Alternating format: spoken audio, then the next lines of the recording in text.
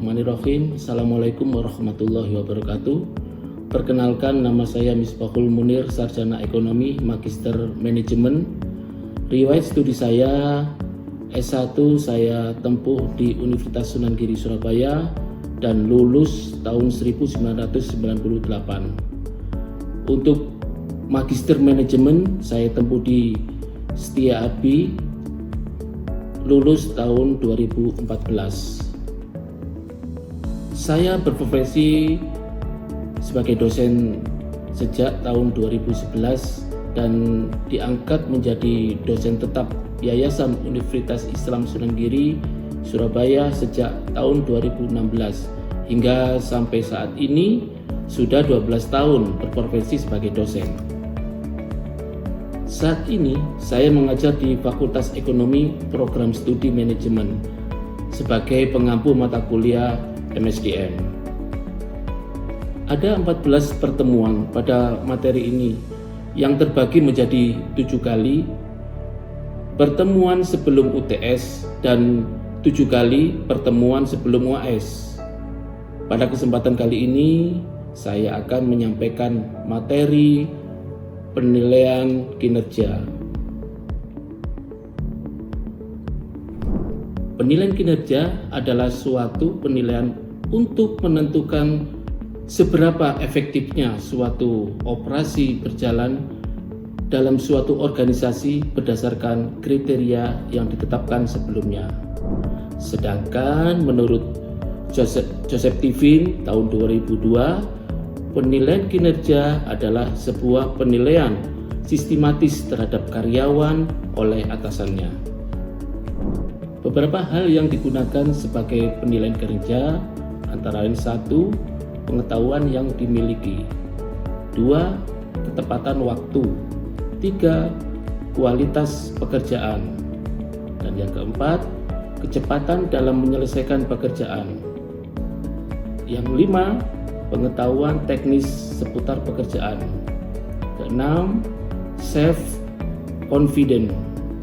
Yang ketujuh, kemampuan menyesuaikan diri, dan yang terakhir kedelapan, komunikasi antar karyawan. Ada beberapa manfaat penilaian kinerja. Manfaat utama dari dilakukannya penilaian kinerja adalah untuk memaksimumkan tingkat motivasi karyawan, sehingga sasaran organisasi dapat tercapai. Sedangkan manfaat penilaian kinerja menurut Josh and John tahun 2007 adalah sebagai berikut. Yang pertama, perbaikan prestasi kerja. Yang kedua, penyesuaian kompensasi. Yang ketiga, keputusan penempatan. Dan yang keempat, kebutuhan latihan dan pengembangan. Kelima, perencanaan dan pengembangan karir. Keenam, memperbaiki penyimpangan proses staffing. Dan yang ketujuh, mengurangi ketidakakuratan informasi. Kedelapan, memperbaiki kesalahan desain pekerjaan. 9, kesempatan kerja yang adil. Dan yang terakhir 10, membantu menghadapi tantangan eksternal. Ada 2 faktor yang menentukan kinerja menurut Dassler tahun 2015. Yang pertama, faktor kemampuan. Secara umum, kemampuan ini terbagi menjadi 2, yaitu kemampuan potensi atau IQ dan kemampuan reality atau knowledge and skill. Yang kedua, faktor motivasi. Motivasi terbentuk dari sikap karyawan dalam menghadapi situasi kerja.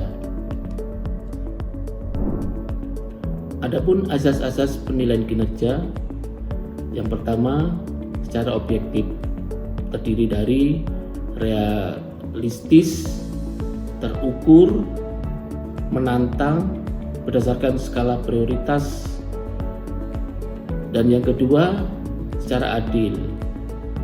Di sini ada pembagian tugas disesuaikan dengan posisi dan kompetensi yang dimiliki. Lalu, penilaian disesuaikan dengan kontribusi karyawan terhadap keberhasilan unit kerja dan organisasi. Berikutnya, penilaian dilakukan secara objektif dengan didukung data informasi yang ada. Berikutnya lagi, pemberian balas jasa didasarkan kepada kontribusi dan kompetensi yang berlaku. Yang ketiga, secara transparan. Adanya parameter untuk mengukur kinerja serta sumber data yang digunakan. Lalu, mengumumkan hasil penilaian secara terbuka, jangan sampai ada yang disembunyikan. Berikutnya, pemberian balas jasa atas kinerja yang dihasilkan harus jelas, sehingga tidak menimbulkan kecurigaan. Menurut Schuler dan Jenkins 2006, terdapat 3 kriteria dalam penilaian kinerja, yaitu pertama, kriteria berdasarkan sifat, yaitu memusatkan diri pada karakteristik pribadi seorang karyawan, loyalitas, keandalan, kemampuan berkomunikasi, dan keterampilan memimpin. Jenis kriteria ini memusatkan diri pada bagaimana seorang, bukan apa yang dicapai atau tidak dicapai seorang dalam pekerjaannya. Yang kedua, kinerja berdasarkan perilaku, yaitu terfokus pada bagaimana pekerjaan dilaksanakan. Kriteria ini penting bagi pekerjaan yang membutuhkan hubungan antar personal. Dan yang ketiga, kinerja berdasarkan hasil. Kriteria ini berfokus pada apa yang telah dicapai atau dihasilkan ketimbang bagaimana sesuatu dicapai atau dihasilkan. Kriteria ini sering dikritik karena meninggalkan aspek kritis pekerjaan yang penting seperti kualitas. Menurut Lutyens tahun 2014, terdapat beberapa permasalahan dalam proses penilaian kinerja, sehingga penilaian dianggap kurang objektif. Adapun faktor-faktor yang mempengaruhi permasalahan dalam penilaian kinerja adalah sebagai berikut. Yang pertama, bias penilai. Artinya, sebelum melakukan penilaian, human resources memiliki pendapat yang buruk terhadap seorang. Pendapat itu pun terus dibiarkan hingga mempengaruhi penilaian kinerja. Yang kedua, halo effect. Ini mengartikan bahwa jenis bias kognitif di mana kesan pertamamu kepada seorang mempengaruhi perasaan dan pemikiran tentang karakter mereka. Yang ketiga, central tendency. Ini artinya penilaian tidak ingin menilai terlalu tinggi dan juga tidak terlalu rendah kepada bawahannya. Artinya, ya selalu berada di tengah-tengah. Yang keempat, leniency atau disebut kelunakan. Ini mengartikan bahwa memberikan peringkat penilaian kinerja yang tinggi yang tidak pantas diterima oleh karyawan itu sendiri. Yang kelima, strictness. Ini mengartikan bahwa terlalu kritis terhadap kinerja karyawan atau terlalu ketat dalam pemberian nilai.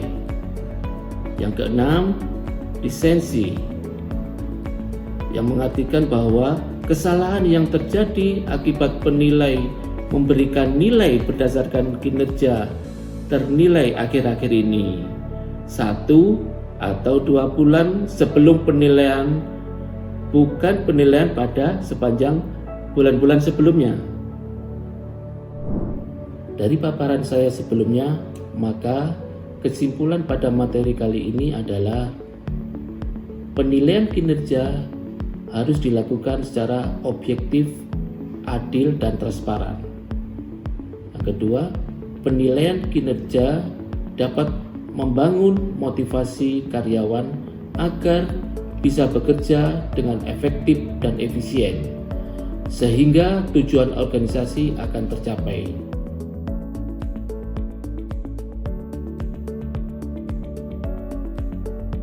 Baiklah, untuk mengevaluasi pemahaman saudara, saya akan memberikan beberapa pertanyaan pada saudara. Pertanyaan pertama, apa manfaat dari penilaian kinerja? Manfaat yang diutamakan dari dilakukannya penilaian kinerja adalah untuk memaksimalkan tingkat motivasi karyawan sehingga sasaran organisasi dapat tercapai. Iya, benar, bagus sekali. Sekarang pertanyaan yang kedua, apa permasalahan yang sering terjadi dalam penilaian kinerja? Menurut urutan tahun 2014, beberapa permasalahan dalam proses penilaian kinerja sebagai berikut. Yang pertama, ada bias penilai.